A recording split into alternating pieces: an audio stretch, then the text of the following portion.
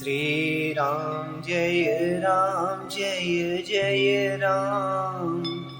श्री राम जय जय राम। श्री राम जय जय राम। श्री राम जय जय राम। राम कथा की सुनने वाले प्रिय रसिक जन, प्रिय पाठकगण, आइए हम पाठ करते हैं और श्रवण करते हैं श्री रामचरितमानस अरण्य कांड दोहा क्रमांक 42 से, जहां देवर्षि नारद जी भगवान को एकांत जान करके भगवान के दर्शन करने को आते हैं और उनसे वरदान मांगने के पश्चात भगवान से प्रश्न करते हैं कि वे उन्हें विवाह करने से क्यों मना किए। देवर्षि नारद जी को भगवान ने विवाह करने क्यों नहीं दिया। आइए हम पाठ करते हैं और जानते हैं, समझते हैं कि देवर्षि नारद जी को प्रभु ने विवाह करने क्यों नहीं दिया। एवमस्तु मुनिसन कहेउ कृपा सिंधु रघुनाथ। तब नारद मन हरस अति प्रभु पद नायउ माथ। देवर्षि नारद जी जो है भगवान से वरदान मांगते हैं। वरदान क्या मांगे कि कहते हैं कि प्रभु की भक्ति, पूर्णिमा की रात्रि है और उसमें राम नाम यही एक पूर्ण चंद्रमा होकर, और अन्य जो प्रभु के नाम है, वैसे तो प्रभु के अनगिनत नाम है, तो जो अनगिनत नाम है वे तारागण होकर के भक्तों के हृदय रूपी निर्मल आकाश में निवास करें। ऐसा देवर्षि नारद जी वरदान मांगते हैं। तो प्रभु जो है उनको एवं मस्तु अर्थात ऐसा ही हो कह करके उन्हें वरदान दे देते हैं। और उसके बाद जब देवर्षि नारद जी मन में अत्यंत हर्षित होकर के प्रभु के चरणों में मस्तक नवाते हैं, फिर प्रभु को प्रसन्न जान करके क्या कहते हैं। अति प्रसन्न रघुनाथ ही जानी, पुनि नारद बोले मृदु बानी। राम जबहि प्रेरेउ निज माया, मोहिहु मोहि सुनहु रघुराया। श्री रघुनाथ जी को अत्यंत प्रसन्न जानकर देवर्षि नारद जी फिर कोमल वाणी से कहते हैं, बोलते हैं कि हे राम जी, हे रघुनाथ जी, सुनिए, जब आपने अपनी माया को प्रेरित करके मुझे मोहित किया था, कब? तब विवाह मैं चाहूं कि ना, प्रभु के ही कारण करे न दिन्हा। सुनु मुनि तो ही कहूं सरोषा, भजहि जे मोहि तजी सकल भरोसा। देवर्षि नारद जी पूछ रहे हैं कि जब आपने अपनी माया को प्रेरित किया था और तब मैं विवाह करना चाहता था, तो हे प्रभु, आपने मुझे किस कारण विवाह करने नहीं दिया। तो प्रभु कहते हैं, हे मुनि सुनो, मैं तुम्हें हर्ष के साथ कहता हूं क्या कि जो समस्त आशा भरोसा छोड़कर केवल मुझको ही भजते हैं, मेरा ही स्मरण करते हैं, मेरा ही नाम जप करते हैं। कैसे? पूरे संसार की आशा भरोसा को छोड़कर केवल मुझको ही भजते हैं, अर्थात प्रभु को जो प्राणी भजते हैं। तो प्रभु क्या करते हैं, कह रहूं सदा तिन कै रखवारी, जिमि बालक राखई महातारी। कह रहे कि जो सब आशा भरोसा छोड़कर मुझे भजते हैं, तो प्रभु कहते हैं कि मैं सदा उनकी वैसे ही रखवाली करता हूं। कैसे? जैसे कोई माता जो है अपने बालक की, अपने बच्चे की रक्षा करती है। कैसे? गह शिशु बच्च अनल अहि धाई, तह राखे जननी अरगाई। माता बालक की रक्षा कैसे करती है? जैसे छोटा बच्चा जो है जब दौड़कर आग और सांप को पकड़ने जाता है, तो माता जो है वहां उसे अर्थात बच्चे को अपने हाथों अलग करके बचा लेती है। इसी तरह से प्रभु जो है अपने भक्तों की रक्षा करते हैं, रखवाली करते हैं। और क्या कहते हैं? प्रौढ़ भय तेहि सुत पर माता, प्रीति करई नहीं पाछिली बाता। मोरे प्रौढ़ तनय सम ज्ञानी, बालक सुत सम दास अमानी। और कह रहे कि सयाना हो जाने पर उस पुत्र पर माता प्रेम तो करती है, अर्थात जिस छोटे बच्चे को माता जो है अपने हाथों से बचा लेती थी, लेकिन जब वही बच्चा जो है सयाना हो जाता है, समझदार हो जाता है, तो समझदार हो जाने पर जो है माता उस पुत्र से प्रेम तो करती है, परंतु पिछली बात नहीं रहती। अर्थात जैसे पहले रक्षा करती थी वैसे नहीं करती। अर्थात मातृपरायण शिशु की तरह फिर उसको बचाने की चिंता नहीं रहती, क्योंकि बच्चा जो है सयाना हो जाता है, वह अपनी रक्षा करना समझ जाता है, वो अपनी रक्षा करना उन्हें आता है, क्योंकि वह माता पर निर्भर न कर अपनी रक्षा अपने आप करने लगता है। ऐसे प्रभु कह रहे हैं कि ज्ञानी जो है मेरे प्रौढ़ अर्थात सयाने पुत्र के समान है, और तुम्हारे जैसे अर्थात अपने बल का मान न करने वाला सेवक मेरे शिशु पुत्र के समान है। देखिए प्रभु की जो बात है, जो ज्ञानी होते हैं उन्हें अपने सयाने पुत्र बता रहे हैं, और जो सिर्फ और सिर्फ प्रभु के ही आश्रय हैं, प्रभु के ही बल का भरोसा है, उनको जो है शिशु अर्थात बिल्कुल छोटे बच्चे की तरह अपने पुत्र के समान बता रहे हैं प्रभु जो है। और आगे कहते हैं, जनहि मोर बल निज बल ताही, दुहु कह काम क्रोध रिपु आही। यह विचारी पंडित मोहि भजहि, पाए हूँ ज्ञान भगति नहीं तजहि। कह रहे हैं कि मेरे सेवक को केवल मेरा ही बल रहता है, ज्ञानी को तो ज्ञान का बल रहता है ना। कह रहे हैं कि उसे अर्थात ज्ञानी को अपना बल होता है, अपने ज्ञान का बल होता है, लेकिन मेरे सेवक को केवल मेरा ही आश्रय होता है, मेरा ही बल होता है। पर काम क्रोध रूपी शत्रु तो दोनों के लिए हैं, चाहे वह अज्ञानी बालक हो या ज्ञानी। काम क्रोध तो सभी को सताते हैं, तो काम क्रोध रूपी शत्रु तो दोनों के लिए हैं। भक्त के शत्रुओं को मारने की जिम्मेवारी मुझ पर रहती है, अर्थात जो मुझको भजते हैं उस भक्त के शत्रुओं को मारने की जिम्मेवारी मुझ पर रहती है, क्योंकि वह मेरे परायण होकर मेरा ही बल मानता है, मेरे ही आश्रय है। परंतु अपने बल को मारने वाले ज्ञानी, अपने बल को मारने वाले ज्ञानी के शत्रुओं का नाश करने की जिम्मेवारी मुझ पर नहीं है। देखिए, ज्ञानी जो है स्वतंत्र है, ज्ञानी को अपने ज्ञान का बल होता है, प्रभु उसकी जिम्मेवारी नहीं लेते। और जो भक्त होते हैं वे प्रभु के ही आश्रय रहते हैं, तो प्रभु जो है उनकी रक्षा करने की जिम्मेवारी लेते हैं। तो कह रहे हैं कि ऐसा विचार कर पंडित जन अर्थात बुद्धिमान लोग मुझको ही भजते हैं, ज्ञान के आश्रय नहीं रहते।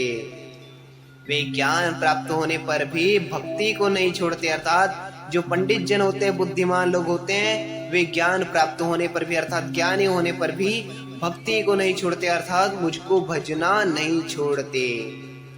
क्यों?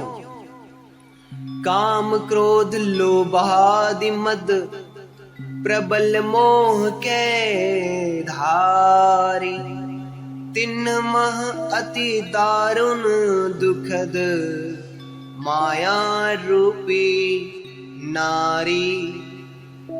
कह रहे कि काम क्रोध लोभ और मद आदि मोह अर्थात अज्ञान की प्रबल सेना है। अज्ञान की सेना कौन कौन है? काम, क्रोध, लोभ और मद, ये चार जो है अज्ञान की प्रबल सेना है। और इनमें माया रूपिणी अर्थात माया के रूप, माया की साक्षात मूर्ति स्त्री तो जो है अत्यंत दारुण दुख देने वाली है। देखिए प्रभु क्या बता रहे हैं, स्त्री को जो है सबसे ज्यादा दुख देने वाली बता रहे हैं। कैसे? सुनो मुनि का पुराण श्रुति संता, मोह विपिन कहूं नारी बसंता।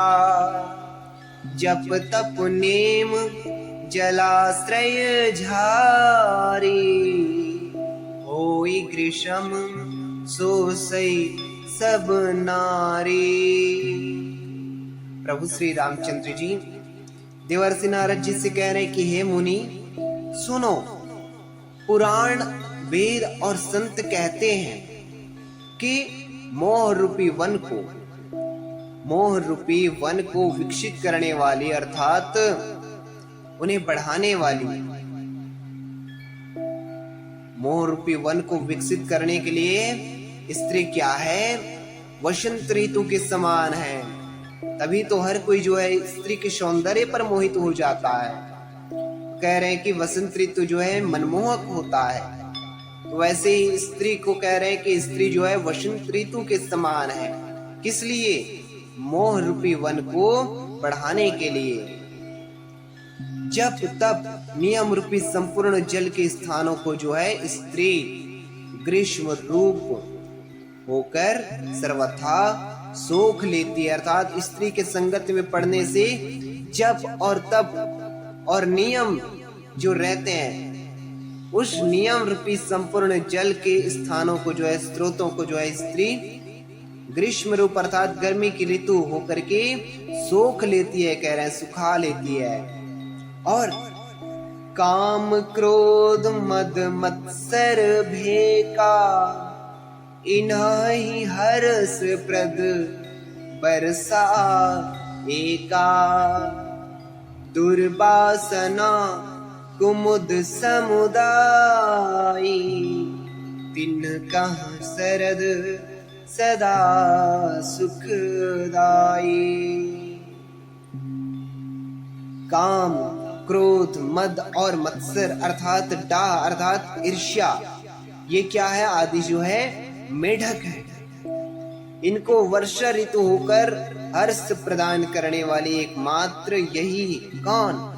स्त्री है। काम क्रोध मद और मत्सर ये सभी क्या है? मेढक हैं। और मेढक कहाँ ज्यादा रहता है? वर्षा में, है ना। और वर्षा ऋतु होकर जो है हर्ष प्रदान करने वाले अर्थात मेढक कब हर्षित होता है? बरसात में। और स्त्री जो है वर्षा ऋतु होकर हर्ष प्रदान करने वाली है। किसको? काम क्रोध मद और मत्सर रूपी मेढक को। बुरी वासनाएं कुमुदों के समूह अर्थात कमलों के समूह हैं, उनको सदैव सुख देने वाली यह शरद ऋतु है। कौन? स्त्री। धर्म सकल सरसीरो वृंदा, होई हिम तिन्हाई दहई सुख मंदा। पुनि ममता जवास बहुताई, पलु है नारी शिशिर ऋतु पाई। कह रहे हैं कि समस्त धर्म कमलों के झुंड हैं। सभी धर्म जो है कमल के झुंड हैं। और यह नीच अर्थात विषय जन्य सुख देने वाली स्त्री जो है हेम ऋतु होकर उन्हें जला डालती है। सभी धर्म क्या है? कमल के समान है, कमलों के झुंड के समान है। और ये नीच विषय वासना जो है, विषय वासनाओं को कौन देता है सुख? यही स्त्री। तो स्त्री जो है विषय जन्य सुख देने वाली हेम ऋतु अर्थात शरद ऋतु होकर जो है इन्हें जला डालती है। किसको? सभी धर्म को। फिर ममता रूपी जवास का समूह अर्थात फिर ममता रूपी जवास का समूह अर्थात वन स्त्री रूपी शिशिर ऋतु को पाकर हरा भरा हो जाता है। देखिए स्त्री को कितने रूपों में यहाँ प्रदर्शित कर रहे हैं, बता रहे हैं, समझा रहे हैं। स्त्री को कितनी उपमा दी गई है। पाप उलुक नीकर सुखकारी, नारी निबिड़ रजनी अंधियारी। बुद्धि बलशील सत्य सब मीना, बनसी समत्रिय कहीं प्रवीणा। पाप रूपी उल्लुओं के समूह के लिए ये स्त्री जो है सुख देने वाली घोर अंधकारमयी रात्रि है। देखिए क्या बता रहे हैं स्त्री को, नारी जाति को क्या बता रहे हैं कि पाप रूपी उल्लुओं के समूह के लिए ये स्त्री जो है सुख देने वाली है। विशेषकर कलयुग के लिए कह रहे हैं। बुद्धि बल शील और सत्य ये सब क्या है? मछलियां हैं। और उनको फंसा कर नष्ट करने के लिए स्त्री जो है क्या है? बंसी के समान है। चतुर पुरुष ऐसा कहते हैं। बंसी की धुन में कौन कौन फंस जाते हैं? बल शील और सत्य। बलवान भी फंस जाता है, शीलवान भी फंस जाता है, और हमेशा सत्य आचरण करने वाला भी मछली रूप होकर बंसी की धुन में फंस जाता है। कौन सी बंसी? स्त्री रूप बंसी के समान। चतुर पुरुष ऐसा कहते हैं। आगे क्या कहते हैं? अवगुण मूल सूल प्रद, प्रमदा सब दुख खानी। ताते किन निवारण, मुनि मैं यह जिय जानी। युवती स्त्री अर्थात जवान नारी जो है अवगुणों की मूल अर्थात जितने भी अवगुण होते हैं सबकी जड़ कह रहे हैं। किसको? युवती स्त्री को। युवती स्त्री अवगुणों की मूल और क्या? पीड़ा देने वाली। बहुत ही रहस्यमय बात है संतगण। गोस्वामी जी लिखते हैं कि युवती स्त्री जो है अवगुणों की मूल, पीड़ा देने वाली और सब दुखों की खान है, सब दुखों को प्रदान करने वाली है। इसलिए हे मुनि, मैंने जी में ऐसा जानकर तुमको विवाह करने से रोका था। देखिए प्रभु ने तो स्वयं विवाह कर लिए, लेकिन अपने भक्त को विवाह नहीं करने दिया, क्योंकि वे जानते थे कि देवर्षि नारद जी जो है एक अबोध बालक की तरह है। उनको सिर्फ मेरा ही आसरा है। अगर वे विवाह के बंधन में फंस जाएंगे तो फिर भक्ति को भूल जाएंगे। और भक्ति क्या है? भक्ति स्वतंत्र सकल सुख खानी। भक्ति जो है समस्त सुखों को देने वाली है। तो प्रभु श्री रामचंद्र जी ने बता दिया कि उन्होंने ऐसा जानकर देवर्षि नारद जी को विवाह करने नहीं दिया। अब देवर्षि नारद जी की ये उत्तर सुनकर के प्रभु श्री रामचंद्र जी के उत्तर सुनकर के देवर्षि नारद जी क्या कहते हैं? सुनी रघुपति के बचन सुहाए, मुनि तन पुलक नयन भरी आए। कहु कवन प्रभु कै असिरीति, सेवक पर ममता अरु प्रीति। श्री रघुनाथ जी के सुंदर वचन सुनकर देवर्षि नारद मुनि का शरीर जो है पुलकित हो गया और नेत्र जो है प्रेमाश्रुओं के जल से भर आए और वे मन ही मन कहने लगे, कहो तो किस प्रभु की ऐसी रीति है, किस भगवान की ऐसी रीति है जिसका सेवक पर इतना ममत्व और प्रेम हो। फिर जे न भजहि अस प्रभु ब्रह्म त्यागी, ज्ञान रंक नर मंद अभागी।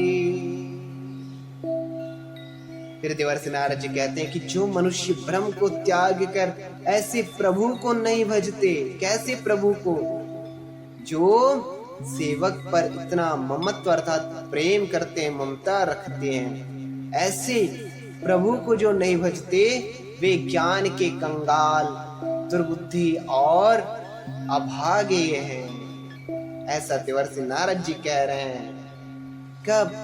जब उनको ज्ञात हुआ कि प्रभु ने उनको विवाह करने क्यों नहीं दिया, किस कारण से विवाह करने नहीं दिया। फिर आगे क्या? देवर्षि नारद जी प्रभु से प्रश्न पूछते हैं, सवाल करते हैं, क्या जानने की इच्छा रखते हैं। हम अगली कड़ी में इसको श्रवण करेंगे, पाठ करेंगे। तब तक के लिए प्रभु श्री रामचंद्र जी की कथा के रसपान करने वाले रसिकगण जय जय श्री सीताराम।